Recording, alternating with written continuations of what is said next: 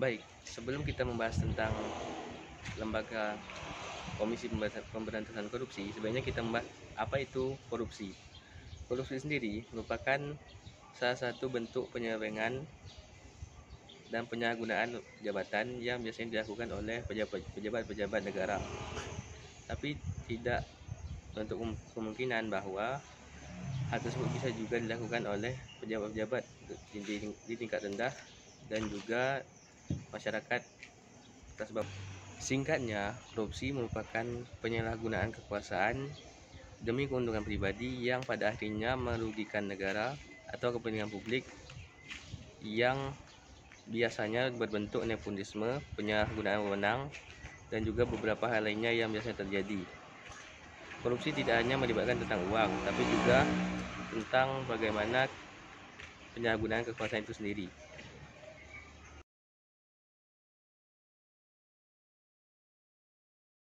Selanjutnya, Komisi Pemberantasan Korupsi atau KPK adalah lembaga independen di Indonesia yang bertugas melawan korupsi.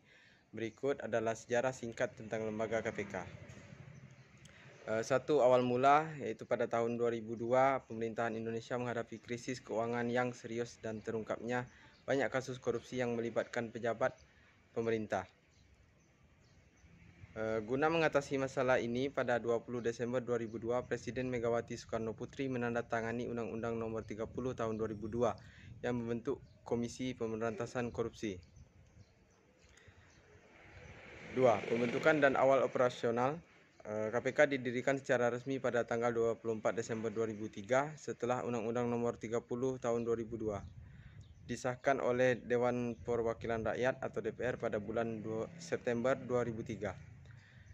Pada awalnya KPK memiliki 32 anggota dengan tugas utama untuk memberantas korupsi dan menyelidiki serta menuntut pelaku korupsi. Yang ketiga, konsolidasi dan perkembangan. Pada tahun 2004, KPK mulai mengambil peran aktif dalam penindakan kasus-kasus korupsi dan memperoleh dukungan publik yang besar.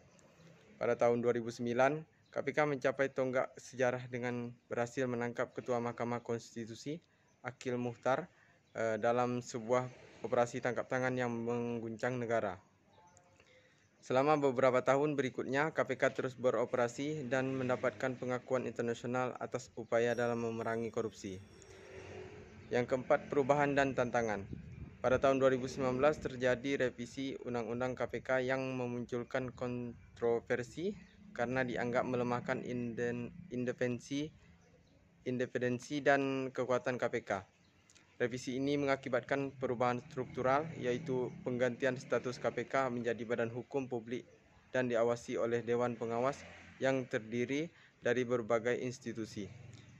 Perubahan ini menuai protes dan aksi demonstrasi dari masyarakat yang mempertahankan independensi dan kekuatan KPK.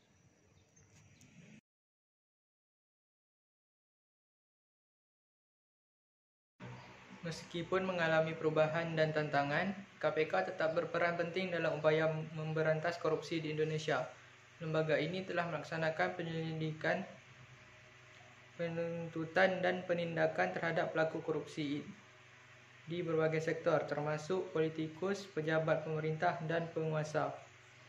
Di Indonesia terdapat beberapa kasus yang sering terjadi dan melibatkan masyarakat umum. Beberapa kasus tersebut meliputi suap dan penyuapan. Kasus suap dan penyuapan sering terjadi di berbagai sektor, termasuk dalam proses pelayanan publik seperti penerimaan pegawai negeri, perizinan, dan proyek pembangunan. Contohnya, kasus suap dalam proses penerimaan calon pegawai negeri di beberapa instansi pemerintah atau kasus suap terkait pemberian izin proyek pembangunan. Yang kedua, korupsi dana bantuan atau bansos. Kasus korupsi dana bantuan sosial yang seharusnya diperuntukkan bagi masyarakat miskin sering terjadi. Contohnya penyalahgunaan dana bantuan sosial seperti program PKH, program Keluarga Harapan, atau BLT, bantuan langsung tunai, yang disalahgunakan oleh oknum pejabat untuk keuntungan pribadi atau kelompok. Yang ketiga, korupsi dana pendidikan. Kasus korupsi dana pendidikan juga sering terjadi baik di tingkat sekolah maupun perguruan tinggi.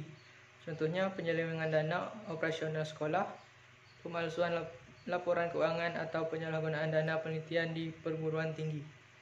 Yang keempat, korupsi dalam proyek infrastruktur.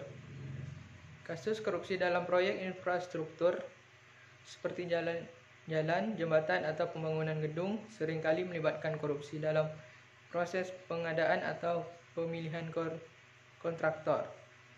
Contohnya, markup harga proyek fiktif atau pembayaran yang tidak sesuai dengan pekerjaan yang dilakukan. Yang kelima, korupsi dalam pengadaan barang dan jasa. Kasus korupsi dalam pengadaan barang dan jasa, terutama di sektor pemerintah, juga sering terjadi. Contohnya, penyalahgunaan wewenang dalam proses lelang atau pemilihan pemenang tender, pemalsuan dokumen, dan markup harga dalam pembelian barang jasa.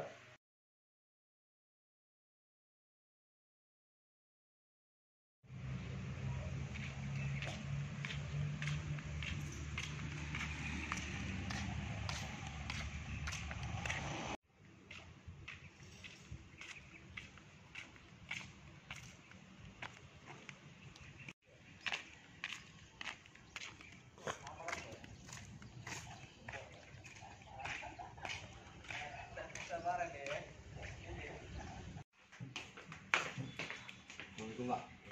Bawa ke sini. Nah, ini Pak, saya ada minta titik tangan sama Bapak ini jual beli tanah. Boleh. Tidak apa. Sebentar Pak ya.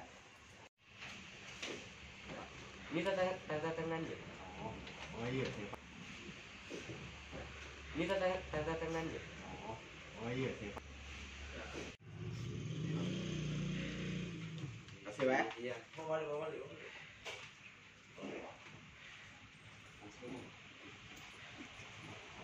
Saya jalan dulu. Kasih Pak ya. Iya.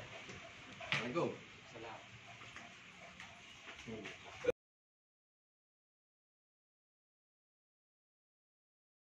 Menyimpulkan gitu ya? Ya. Baik, saya akan menyimpulkan korupsi adalah ketika seseorang yang berwenang menyalahgunakan kekuasaan, posisi, atau sumber daya mereka secara ilegal atau tidak sah untuk mendapatkan keuntungan pribadi atau kelompok sambil merugikan kepentingan publik atau organisasi yang seharusnya dilayani. Istilah ini sering dikaitkan dengan penyuapan, penggelapan dana, nepotisme, penyalahgunaan wewenang, atau kesalahan dalam melakukan tugas resmi. Sekian dan terima kasih. Korupsi dapat datang dalam berbagai bentuk dan tingkat, mulai dari yang kecil dalam transaksi sehari-hari hingga yang besar yang melibatkan pejabat tinggi pemerintah. Korupsi menghambat pertumbuhan ekonomi, menurunkan kepercayaan masyarakat terhadap institusi, membuang sumber daya, dan meningkatkan ketidakadilan dan kesenjangan sosial. Untuk memerangi korupsi, sistem hukum yang kuat dan transparansi diperlukan. Sekian dan terima kasih. Udah.